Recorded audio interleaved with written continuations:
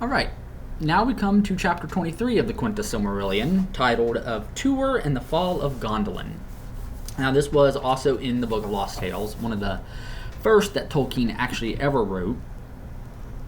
And he only wrote the one version of it. Later, after The Lord of the Rings, he tried to rewrite it, but it only got so far. And you can find that in Unfinished Tales, the chapter called of Tuor and his coming to Gondolin, because that is as far as he got in the rewrite. It's would have been the same story, and here in the Silmarillion we get a summary of it, and here it's the same basic story.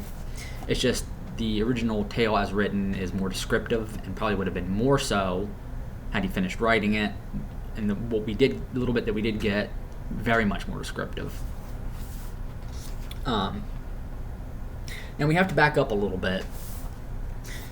Tuor is born before Nargothrond or Doriath fell. And I got that wet from the shower I just took. Hair's still a little dripping. Gotta be a little more careful. Don't want to ruin this book. And I think I just did. Crap. Anyway, and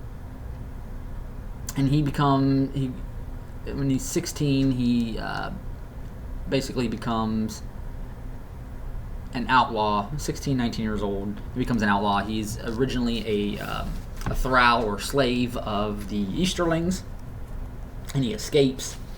He goes to Vinyamar, where in Nevrast, where, as you remember, Torgon was told to leave armor and weapons and stuff for Tuor, who would come eventually. And so here that he does. But Ulma, the Lord of Waters, actually comes to him and tells him to go to Gondolin and give this message to him, that he's going to tell Torgon, you should abandon Gondolin and leave because it's going to fall.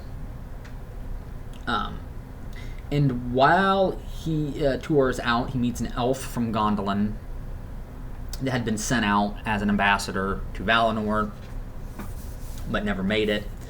And as they're journeying to Gondolin, this happens. At length they came in their journeying to the pools of Ivren, and looked with grief on the defilement wrought there by the passage of Glaurung the dragon. But even as they gazed upon it, they saw one going northward in haste, and he was a tall man, clad in black, and bearing a black sword.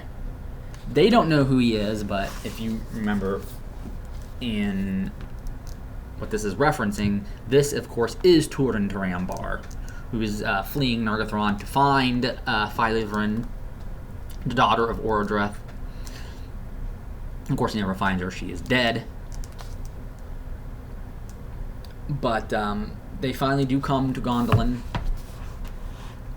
Now, Gondolin is guarded by 7 gates, and you see this number 7 come up a lot, actually, in this book. And think about it. Feanor had 7 sons.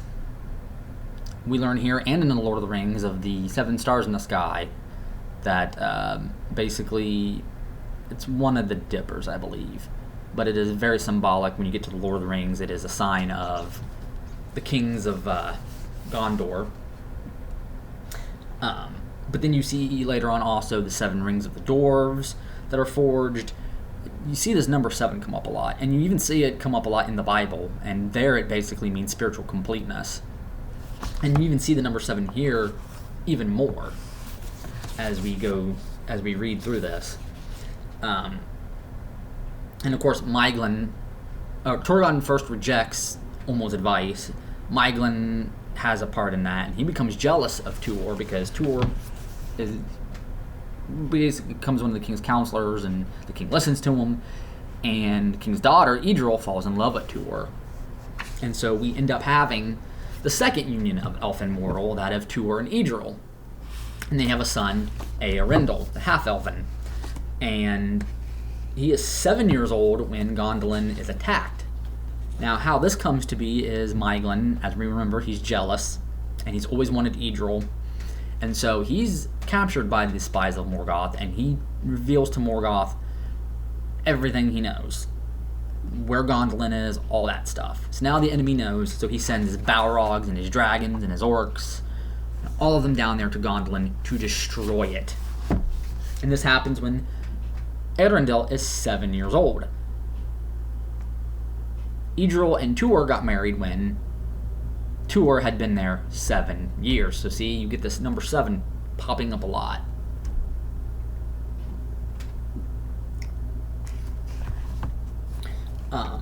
And you do see a lot of themes that pop up throughout this book, Lord of the Rings. And that's just one of the many. But the king is killed, and so Gil-galad now becomes the High King of the Noldor and Middle-earth. The people escape. They meet with the exiles of Doriath, because that happens during Tuor's stay. And so it is here that we're going to finally be able to move the story forward in time from where we left off with, Baron Luthien dying and all that stuff. And of course, Ulmo begs for Manwë to, finally do something, and he doesn't want it. He refuses to go help.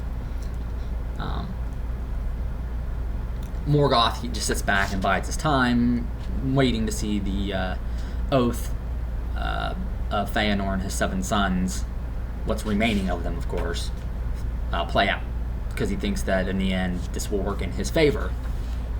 And so we start to see that Morgoth is starting to take over Middle-earth, and he's growing more powerful by the day now. And he's done so many hurts to elves and men, and it is time for him to get what is coming to him. And at the end here we read, "In those days Tuor felt old age creep upon him, and ever a longing for the deeps of the sea grew stronger in his heart. Therefore he built a great ship and named it Earamme, which is Sea Wing, and with Idril Celebrimbor he set into the sunset and the west, and came no more into any tale or song. But in after days it was sung that Tuor, alone of mortal men, was numbered among the elder race, and was joined with the Noldor, whom he loved, and his fate is sundered from the fate of men." Now, I find this kind of odd, because Beren and Luthien could only come back as mortals. But Tuor's allowed to have eternal life. But again, it is said. So what is the definitive answer there, I wonder? But I think it is kind of cool that Tuor would, be the only human that got to be counted among the elves here. Now, I like in the original tale as written, Tolkien describes these mechanical things that they're kind of like tanks, or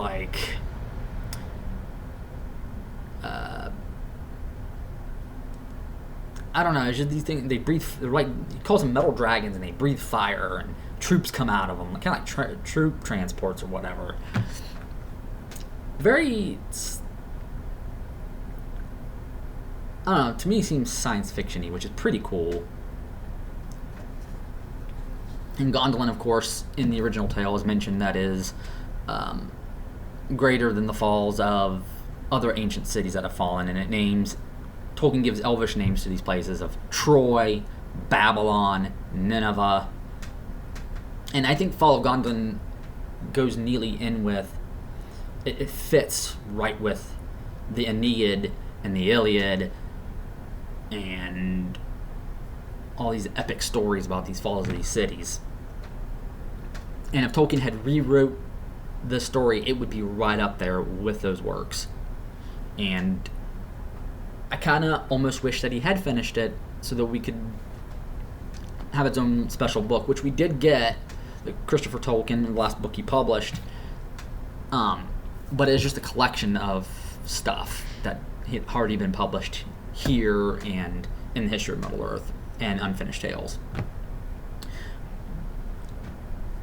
One of the 4 main stories. And the 4th one is the last chapter, chapter 24, that will be what I go through next. And I believe that's all I can think about for that. So I'll be back later with my next one, and till then, adios.